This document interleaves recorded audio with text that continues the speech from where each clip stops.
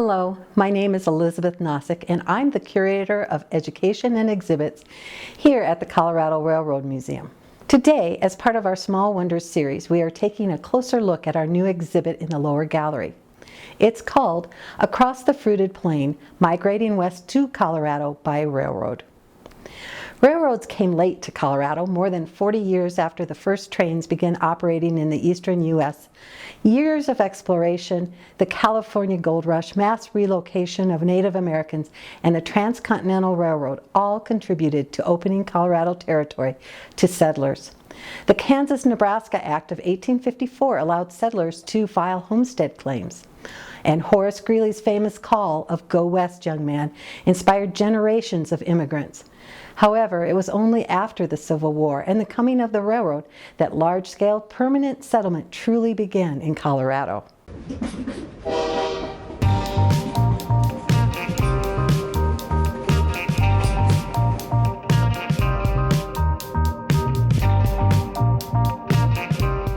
The term manifest destiny is believed to have been coined in 1845 by newspaper editor John O'Sullivan in the July issue of the New York Morning News. The phrase expresses the idea that the United States was destined by God, or so its supporters believed, to expand from coast to coast, spreading democracy and capitalism across the entire North American continent. Never a distinctly defined set of principles, this philosophy drove the 19th century U.S. territorial expansion and was the justification given for the removal of the Native Americans and other groups who had already made their homes in the unsettled West. In fact, the concept of manifest destiny did not just become a popular idea. It was, in fact, a clarion call to those seeking out a new and better place to call home. We have chosen two main images for the exhibition. The first is across the continent, westward the course of empire takes its way, which was painted by Frances, known as Fanny, Palmer in 1868, just 1 year before the Transcontinental Railroad was completed. It is her best-known work, showing not only her artistic skill, but her deep understanding of the politics the United States was facing. It is also worth noting that the popular print was distributed by courier knives and could be found in parlors, dining rooms, and even kitchens across the country. In our exhibition, it is the first thing you see coming down into the lower gallery. We chose this image because it pictures an invented site, somewhere along the Transcontinental Railroad route. Organized around the train track, it bisects the composition, separating a young Anglo-American township in the left foreground from the uncivilized wilderness on the right. It is worth noting the pair of Native Americans on horseback in the lower right-hand corner, who are being engulfed in a cloud of smoke from the passing steam locomotive. Here the railroad, the great symbol of national unification, separates, somewhat ironically, the natural America from the new civilized America. The second image that we're using in the exhibition is American Progress by John Gast. Originally painted in 1872, it found almost immediate popularity and was widely distributed as a chromolithographic print. Today it is still widely used by historians when discussing the United States 19th century ideals of manifest destiny and westward expansion. Commissioned by George Crofut, who published American Western Travel Guides, it depicts Columbia, symbol for the United States, who wears the Star of the Empire on her head. She carries in her arms a school book and a roll of telegraph wire, which, along with the wagons and trains, serve to connect the country. She leads the way from the light-skied east to the dark and wild west. Settlers followed in her wake by foot, wagon train, stagecoach, and of course steam trains. It's also important to note that the Native Americans, who are the only people looking back, and a herd of buffalo can be seen fleeing in front of her as she moves westward.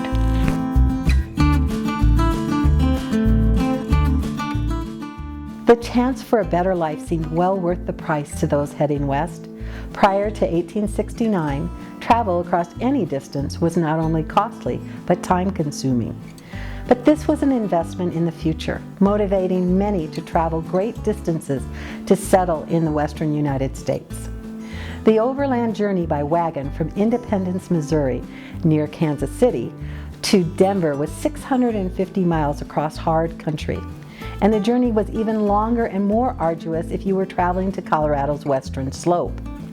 Wagons averaged about 20 miles a day, so the trip to Denver took over a month, and it was also expensive. With the completion of the Transcontinental Railroad, things changed.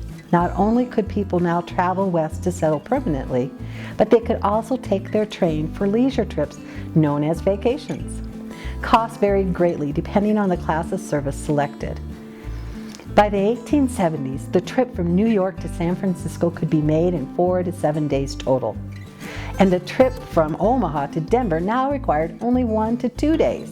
Railroads also made traveling west both less expensive and quicker. While some still came west by wagon even after 1869, the large majority of migrants decided to take the train.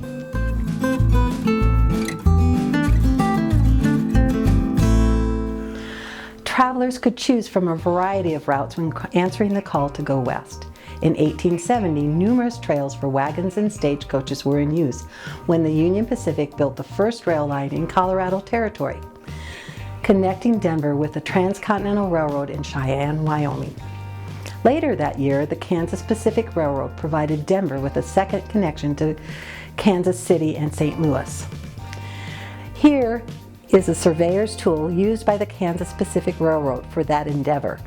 It is said to have been used by General Palmer, who would later found Colorado Springs.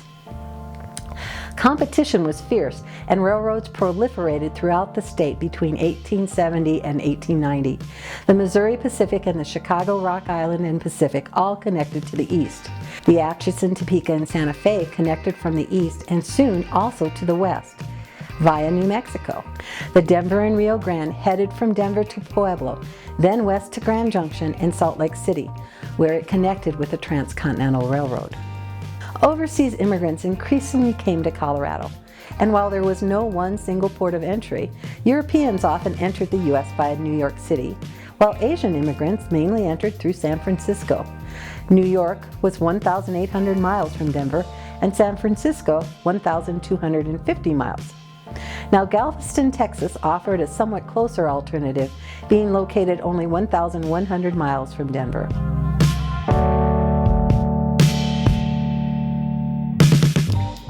Whichever route they chose, people all had items they wanted to bring with them.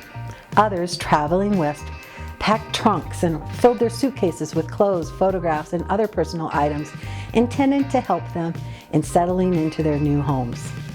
While those traveling west looked for a better life, to the railroads, immigrants were a source of revenue. The first dedicated cars for transporting families to settle in other regions dated to some of the United States' first railroads in the 1840s.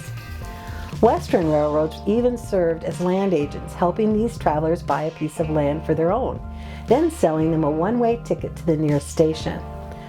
With the completion of the Transcontinental Railroad in 1869, immigrant trains carried passengers far across the continent. Immigrant trains were not luxurious. To maximize profits, the railroad offered cramped seating. Railroad companies used older, remodeled cars, or they converted boxcars into passenger cars by installing wooden benches. Only the basics were offered, and passengers had to bring along their own food, water, and blankets. These trains even traveled on slower schedules. For passengers traveling aboard higher class trains, American railroad companies offered parlor cars, ladies' cars, men's smoking cars, and coaches. Railroads competed with each other to offer cushioned seating, large windows, and starting in the 1880s and 90s, overnight sleeping and dining cars operating on fast schedules. Passengers were a source of revenue, plain and simple, and less effort was required to keep the passengers happy on immigrant trains. I hope you enjoyed this episode of Small Wonders. My next episode will focus on part 2 of our Across the Fruited Plain exhibit, discussing why various people chose to migrate west by railroad to Colorado. We'll see you then.